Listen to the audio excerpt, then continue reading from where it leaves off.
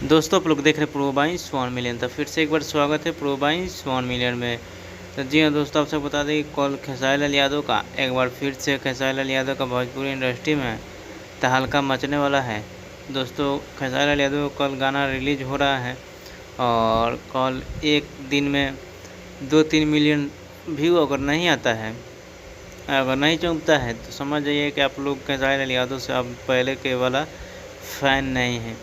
और क्योंकि खेसारी लाल यादव का पहले का जो गाना आता था, जिस प्रकार के ऐसा ही क्रेज बना करता था और मिलियन बाय मिलियन गाना को आप लोग पहुंचाते थे, प्यार आशीर्वाद देते थे और कम से कम 1 लाख लाइक का रसियन 2-3 घंटे में कंप्लीट कर दिए थे आप लोग।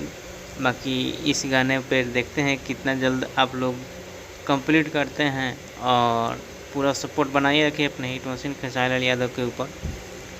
तो कल का उम्मीद आप लोग का नाम। जब तक जय हिंद जय भोजपुरी।